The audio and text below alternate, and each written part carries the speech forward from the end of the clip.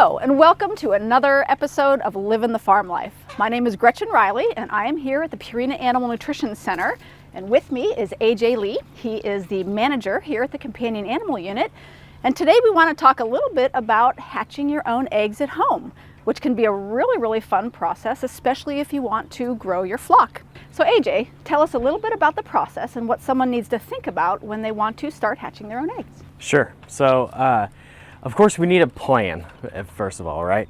So hatching eggs is a short 3-week or so process, but once that process is over, you're going to have baby chicks that need to go somewhere. So make sure you have a plan in place once those chicks arrive.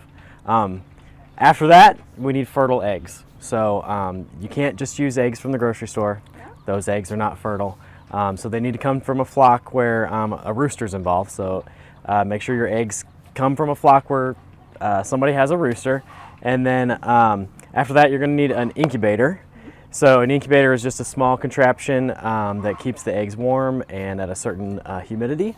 And we keep them in there for that 3-week period until they hatch. So of course, after that, once those chicks are here, we need a place for them to go, a place to keep them warm, but we also need some feed. So make sure you have some of that start and grow on hand. Yes, great. So an incubator is, you can find that online poultry companies, right. Probably a local Purina dealer could have one for you. And then obviously the Purina Start and Grow is available at a local Purina dealer too. So good to have all that on hand. All right, well, let's kind of go a little bit into the process of how it works. I'd like to go inside and look at the incubator we have here in the farm, talk through that process. Let's go. All right. All right, so now we've come inside and taken a look at the kind of more of a commercial type incubator that we have here at the farm, but let's kind of talk through the process of what happens over the next 21 days. Sounds good. So first we want to start with a clean incubator. So we usually wipe down the inside with just like a 10% bleach solution.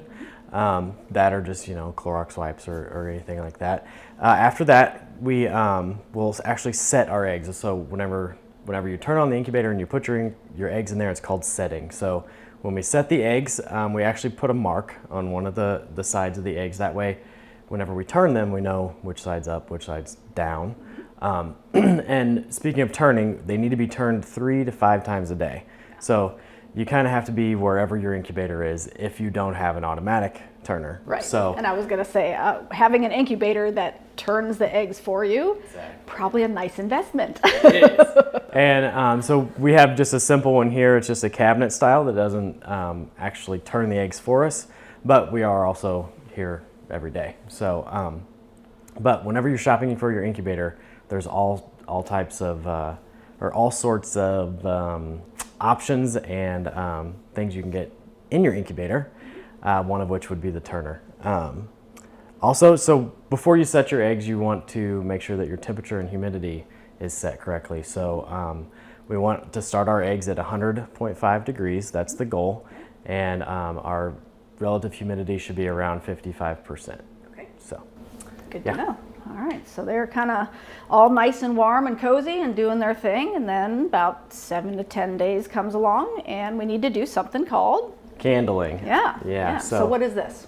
Yep. So candling eggs, 7 to 10 days in, we need to make sure that those eggs are actually developing into a chick, right? So you can actually use a flashlight or a contraption of any sort. Your cell phone flashlight would work. So you look at the bottom of the egg and look for veins or darker spots just to make sure that those eggs are developing, I guess. So some things, if you happen to notice that if the egg is clear or there's a red ring or something, maybe an embryo was there, but it's not there anymore. Exactly. And that's when you should probably take it out of the incubator. Yep, otherwise that egg's gonna get real stinky inside your incubator. Yeah, yep. And if you have one that's cracked or leaking or anything that just doesn't look normal and doesn't have good healthy blood vessels in it, those come out. Exactly. Good deal. So that's kind of midway through the process, and then as we're trucking down this road for 21 days, we're hitting that last little bit. So 18 to 21 days, now we're expecting some chicks, right? That's right. Yeah. So at that point, we can actually increase that humidity. So there's several different ways of doing that.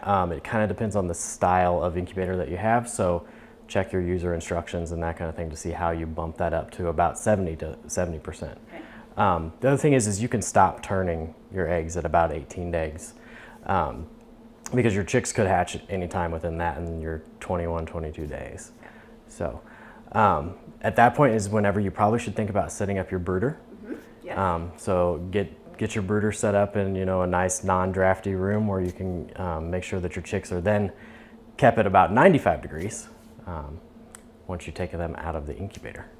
All great things to know. And so it's when they start to hatch, I've kind of had people just really love the process and want to get in there and enjoy the chicks and maybe help them out, but big no-no. That's a big no-no, yeah. So those blood vessels within the egg, they go through sort of a drying process or a clotting process, right? So if you get a little overzealous and pull away a part of the shell, it could cause some bleeding that could eventually kill the chick. So just let them be, you know, be patient, let them do their thing.